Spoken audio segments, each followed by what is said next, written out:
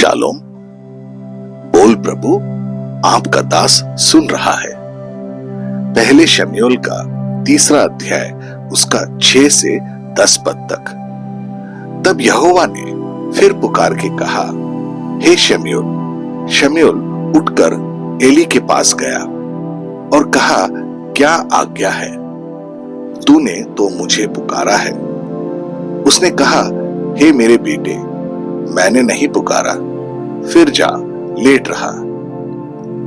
उस समय तक तो शमूएल यहोवा को नहीं पहचानता था और ना तो यहोवा का वचन ही उस पर प्रकट हुआ था। फिर तीसरी बार यहोवा ने शमूएल को पुकारा और वह उठ के एली के पास गया और कहा, क्या आज्ञा है? तूने तो मुझे पुकारा है। तब एली ने समझा कि इस बालक को यहोवा ने पुकारा है। इसलिए एली ने शमूएल से कहा, जा लेट रहे, और यदि वह तुझे फिर पुकारे तो तू कहना कि हे यहोवा, कह, क्योंकि तेरा दास सुन रहा है। तब शमूएल अपने स्थान पर जाकर लेट गया। तब यहोवा आ खड़ा हुआ और पहले की नाई पुकारा, शमूएल, शमूएल। शमूएल ने कहा, कह, क्योंकि तेरा दास सुन रहा है। हम देखते हैं कि परमेश्वर के वचन को सुनने पर जोर दिया जा रहा है। वचन हमें बताता है कि युवा शमूएल अभी तक यहोवा को नहीं जानता था, क्योंकि परमेश्वर का वचन उस पर प्रकट नहीं हुआ था। और इसलिए यह स्पष्ट है कि जब परमेश्वर ने उसे बुलाया तो उसने परमेश्वर की आवाज को नहीं पहचाना। महायाजक एली ने युवा शमूएल को यह समझाने के लिए एक मार्गदर्शक के रूप में कार्य किया कि उसे जो वाणी सुनाई दे रही है वह मनुष्य की नहीं बल्कि परमेश्वर की थी। शमूएल अपने स्वामी एली के प्रति बहुत समर्पित और चौकस था। मैं यहां हूं, यह अब भी जानते हुए कि उसके स्वामी बुढ़ापे के कारण अपनी आंखों की रोशनी खो रहे थे। यह हमारे साथ भी हो सकता है, क्योंकि परमेश्वर के वचन के बिना हम कभी भी परमेश्वर की आवाज को नहीं पहचान पाएंगे। शमूएल के साथ भी यही हुआ। परमेश्वर का वचन उस पर प्रकट नहीं हुआ था। परमेश्वर के बारे में जो कुछ भी वह जानता था वह महायाजक एली ने सिखाया था, और इसलिए हम देखते हैं कि यह परमेश्वर की आवाज थी जिस पर उसे ध्यान देने की आवश्यकता थी।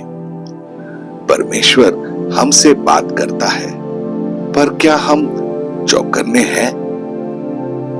एली ने युवा भविष्यद्वक्ता को सही ढंग से प्रार्थना करना सिखाया।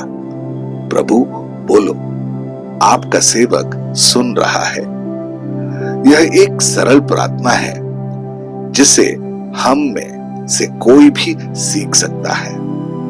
प्रभु बोलो, आपका सेवक सुन रहा है। अक्सर हमारी प्रार्थनाएं कई शब्दों के साथ आती हैं, हालांकि यह हम जब मौन रहते हैं कि परमेश्वर हमें नाम से पुकारता है। क्या हम उनके संचार के बारे में जानते हैं? क्या हम सबसे पहले प्रभु को जानते हैं? क्या हम सचेत होते हैं जब वह हमें व्यक्तिगत रूप से बुलाता है? क्या हम सुनने के लिए समय निकालते हैं? यूहन्ना रचित सुसमाचार उसका 5वां अध्याय उसका 24वां पद कहता है, मैं तुमसे सच सच कहता हूं, जो मेरा वचन सुनकर मेरे भजने वाले की प्रतीति करता है, अनंत जीवन उसका है और उस पर दंड की आज्ञा नहीं होती, परंतु वह मृत्यु से पार होकर जीवन में प्रवेश कर चुका है। हम देख सकते हैं कि एली शमूएल को एक विनम्र सेवक की तरह प्रभु की बात सुनना सिखा रहा था। उस समय उनके पास परमेश्वर का वचन नहीं था, लेकिन आज हमारे पास बाइबल है, परमेश्वर का वचन। मसीह के कितने अनुयायी यीशु के वचनों को सुनेंगे? जब हम परमेश्वर के वचन को अस्वीकार करते हैं तो हम उद्धार और उस जीवन को अस्वीकार करते हैं जो हमें यीशु ने दिया जा रहा था। जब हम प्रार्थना करते हैं तो हम बोलते हैं। जब हम परमेश्वर के वचन को पढ़ते हैं और उस पर मनन करते हैं तो वह हमसे बात करता है। सच्ची सुनवाई प्रभु के प्रति विनम्र सेवा की स्थिति से आती है। क्या हम परमेश्वर के साथ अपना एकांत का समय बिताएंगे और कहेंगे, प्रभु बोलो, आपका सेवक सुन रहा है।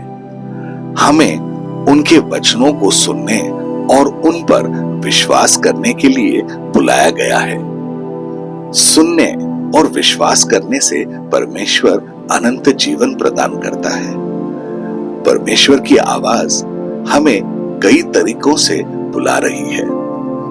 क्या हम उनकी आवाज सुन रहे हैं? वह अपने सेवकों को शास्त्रों और अपने पुत्र यीशु के माध्यम से अपना वचन सुनाते हैं। वह आज अपने पवित्र आत्मा के माध्यम से हमसे बातें करते हैं। क्या हम उनकी आवाज सुनने के लिए उत्सुक हैं? आइए हम प्रार्थना करें। प्रेमी और विश्वास योग्य प्रभु यीशु, आपके वचन के लिए धन्यवाद। हम वास्तव में धन्य हैं। जब भी हमें दिशा और आश्वासन की आवश्यकता होती है तो हमारे पास आपका वचन होता है। हम महसूस करते हैं कि आपके कई सेवकों ने अपनी जान गंवाई ताकि हमारे पास बाइबल हो। हमारी सहायता करें कि हम उनके द्वारा आपके और आपके वचन के प्रति रखे गए प्रेम का अनादर ना करें। हम में आपके वचन के लिए भूख पैदा करें ताकि हम हर दिन उसमें वास कर सकें। आपके भजनकार में आपके वचन के महत्व को समझा। हमारी सहायता करें कि हम भी आपके वचन को अपने हृदय में छिपा सकें और आपके विरुद्ध पाप न करें। हमारे आध्यात्मिक कान खोलें ताकि हम हर दिन आपकी आवाज सुनने के लिए तैयार रहें। हम में सुनने की भावना विकसित करें।